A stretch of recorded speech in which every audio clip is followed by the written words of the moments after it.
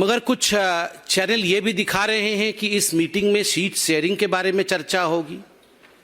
ये तमाम political party बैठ के चर्चा करेंगे कि किस प्रकार से कौन किस सीट से लड़ेगा, प्रचार क्या होगा, चुनाव के मुद्दे क्या होंगे। मगर सुबह से ये भी देख रहे हैं कि आपस में खींचातानी, कोऑर्डिनेशन हो उससे पहले नॉन कोऑर्डिनेशन, नॉन कोऑपरेशन शुरू हो गया है। हरियाणा में सीट कैसे बटेगी, जेडीयू में क्या होने वाला है। अधीर रंजन चौधरी जी ममता बनर्जी के खिलाफ प्रेस कॉन्फ्रेंस कर रहे हैं। डिसकोऑर्डिनेशन आरंभ हो गया है। तो दरअसल ये कोई सीट शेयरिंग, प्रचार प्रसार, मुद्दों और मैनिफेस्टो की बैठक नहीं है। जो 2-3 दिन पहले उनके एक महत्वपूर्ण सदस्य ने कहा था कि हम 26 पॉलिटिकल पार्टीज हैं और हमारा एक ही मत है कि हिंदू धर्म को किस प्रकार मिटाना है, हिंदू धर्म को किस प्रकार समाप्त करना है। आज एंटी हिंदू कोऑर्डिनेशन कमेटी की उसी विषय पर बैठक होने वाली है। बंधुगण, मुझे बड़ा आश्चर्य लगता है, मुझे दुख लगता है। Dengue, malaria, corona, leprosy, AIDS, ये हिंदू धर्म को इस प्रकार की बीमारियों से आप कंपेयर करते हैं। हम तो जो बीमार है उसे किस प्रकार से ठीक किया जाए, हर बीमार के प्रति संवेदनशीलता, यह हिंदुस्तान का धर्म है। और एक तरफ आप देखिए, हिंदू धर्म डेंगू है, हिंदू धर्म एड्स है, पूरे विश्व के लिए मेनेस है, इट्स अ वर्ल्ड मेनेस। अभी एक बहुत बड़े नेता जो ये एंटी हिंदू कोऑर्डिनेशन कमेटी के सदस्य हैं, उन्होंने कल ही कहा है कि हिंदू धर्म एक वर्ल्ड मेनेस है, it's a world menace, it should be thrown out of the world forum. इस प्रकार के शब्दों का प्रयोग मैं यहां पूछता हूं। मेरे यहां पर कई भाई बहन रिपोर्टर्स बैठे हुए हैं, कैमरामैन बैठे हुए हैं। कोई शिव को मानता है, कोई शक्ति की उपासक है, कोई भगवान विष्णु का उपासक है। क्या शक्ति का उपासना करना डेंगू के समान है? क्या शिव की पूजा करना श्रावण के महीने में मलेरिया है? क्या मंगलवार का व्रत रखना और जय बजरंग बली करना ये एड्स है? क्या भगवान की पूजा करना ये कोरोना है? धिक्कार है। ये लोग जो इस माटी के नहीं हो पाए, जिस मिट्टी में कंकड़ कंकड़ संकर जहां बसता है, जो लोग इस मिट्टी के नहीं हो पाए, जो लोग इस धरती के नहीं हो पाए, वो इस देश के गरीब के क्या हो पाएंगे। बंधुगण, ये मेरा नहीं कहना है। The way I am speaking today, the force that I am using today, and the wrath that probably you are seeing in me today, the anger that you are seeing in me today, ये केवल इसलिए है क्योंकि उनके एक सदस्य ने कहा है कि भले ही हमारी पॉलिटिकल पार्टीज के बीच में, ये 26 पॉलिटिकल पार्टीज के बीच में कितने भी डिफरेंसेस क्यों ना हो, मगर सनातन को मिटाना, हिंदू धर्म को मिटाना, ये हमारा परम लक्ष्य है, एक लक्ष्य है जिस पर हम सब एक मत हैं। आप बताइए, अगर किसी और धर्म के लिए, किसी और पंथ के लिए ऐसे शब्द का प्रयोग किया गया होता तो आज पूरे विश्व में हाहाकार मच गया होता।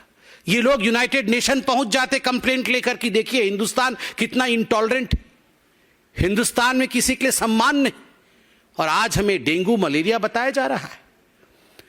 बंधुगण, this is not a disaster in statement, this is a design. ये ऐसा नहीं हुआ है कि फुट इन माउथ डिजीज हो गया है, कि गलती से किसी के मुंह से निकल गया है और वो उसे डिफेंड नहीं कर पा रहे हैं। ये एक डिजाइन है, ये एक डिजाइन है जिस डिजाइन के अंतर्गत आज नहीं, अनेकों वर्ष पहले राम मंदिर के खिलाफ प्रायोजित रूप से बताया गया था कि भगवान राम का अस्तित्व नहीं है, भगवान राम काल्पनिक है। आप ऐसा मत सोचिए कि ये यूं ही हो गया था। यूं ही सुप्रीम कोर्ट ऑफ इंडिया में, in the highest court of this country, when one of the most important political parties of this country denied the existence of the faith of India, Hindustan की आस्था के ऊपर आक्रमण करते हुए सोनिया जी के कहने पर जब कांग्रेस पार्टी ने कहा भगवान राम तो है ही नहीं, उसी दिन हम समझ गए थे कि this is not a disaster of statement, this is not a foot in mouth disease, this is a design. आप सोचिए, जिस दिन भगवा आतंकवाद कहा गया, हिंदुओं को आतंकवादी कहा गया, जिस दिन राहुल गांधी ने कहा हमें सिम्मी से खतरा नहीं है, हमें हिंदुओं से खतरा है, that was not a disaster in statement, it was a design. सोच समझकर, नाप तौल कर बोला गया था। जब राहुल गांधी विदेशों में जाकर मुस्लिम ब्रदरहुड के साथ कंपेयर करते हैं, आईएसआईएस के साथ हिंदुओं का कंपेयर करते हैं, तो याद रखिए ये कोई कंट्रोवर्सी नहीं है, ये कोई कंट्रोवर्शियल स्टेटमेंट नहीं है, ये डिजाइन है, ये सोच समझकर दिया गया बयान है। और तो और ये 26 पार्टियां इसमें एक ही हैं, और आज एएचसीसी एंटी हिंदू कोऑर्डिनेशन कमेटी में सभी एक स्वर में हिंदुओं के खिलाफ बोलने वाले हैं। उद्धव ठाकरे जी के स्टेटमेंट से भी it's clear from his statement, उससे भी बात स्पष्ट होता है।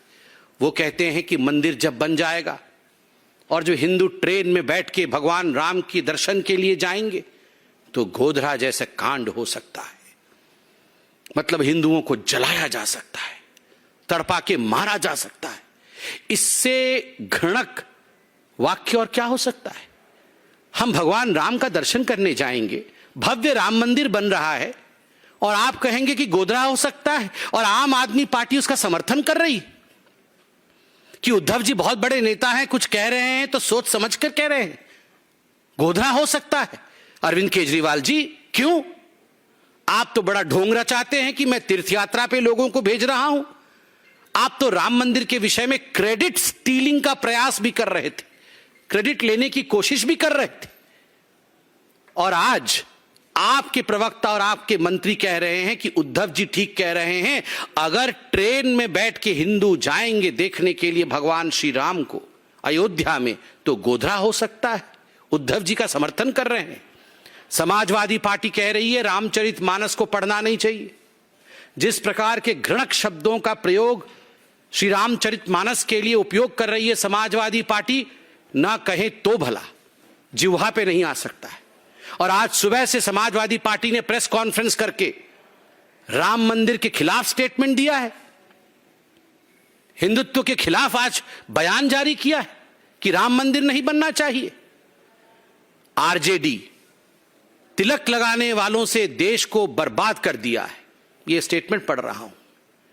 कल का स्टेटमेंट है उनके एक बहुत बड़े कद्दावर नेता का कि इस देश को यदि किसी ने बर्बाद किया है तो तिलक लगाने वालों ने बर्बाद किया है। आप और हम जब एग्जाम लिखने जाते हैं, आप और हम और हमारे बच्चे जब परीक्षा लिखने जाते हैं, तो हमारी माएं हमारे ललाट पर विजयी भव करके तिलक लगाती हैं। हजारों वर्षों से सैनिकों की पत्नियों ने तिलक लगाया है। हजारों वर्षों से ईश्वर को याद करते हुए हमारे बुजुर्गों ने हमारे ललाट पे तिलक लगाया है। हमने इस देश को बर्बाद किया है।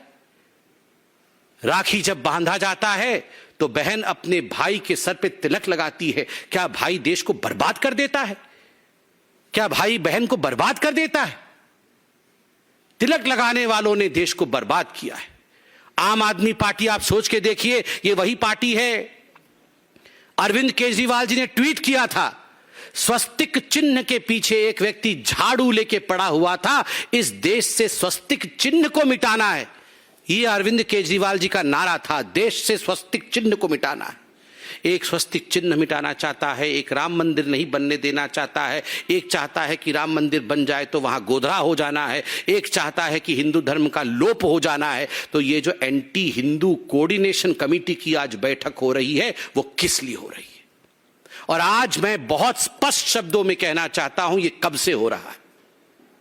जब से एंटोनियो माइनो इस देश में आई हैं, एक साजिश के अंतर्गत इस देश में हिंदू विरोधी गतिविधि चल रहा है, by the design of Antonio Maino. एक बहुत प्रसिद्ध लेखिका होती थी पहले, उन्होंने लिखा था एक पुस्तिका, एक नॉवेल लिखा है, murder she wrote, murder she wrote, Agatha Christie, murder she wrote. और आज मैं यहां दावे के साथ कह सकता हूं, सोनिया गांधी जी ने भी, she has written a book, she has written a controversy And this book, this controversy that she has written clandestinely, nefariously, is Murder of Hinduism, she wrote. Murder of Hinduism in the land of Sanatana. इस भूमि में हिंदुत्व को किस प्रकार समाप्त कर दिया जाए, तभी तो सोनिया जी के कहने पर राम के अस्तित्व पर सुप्रीम कोर्ट पे सवाल उठाया जाता है। तभी तो सोनिया जी के कहने पर विदेश की भूमि में उनके पुत्र राहुल गांधी जाकर कहते हैं कि आईएसआईएस और हिंदुत्व के बीच में किसी प्रकार का फर्क नहीं है। तभी तो उनके कहने पर राहुल गांधी कहते हैं कि सिम्मी से बड़ा खतरा हिंदुइज्म है। ये ऐसे ही हो रहा है क्या? She has written this controversy, Murder of Hinduism by Antonio Maino. मगर मैं भी आज कहना चाहता हूं, हम भी आज कहना चाहते हैं, लाख कोशिश कर ले सोनिया गांधी, लाख कोशिश कर ले सोनिया गांधी, हिंदू धर्म का न कभी बाल बांका हुआ था, न कभी बाल बांका होगा, और न कभी हिंदू धर्म मिटेगा।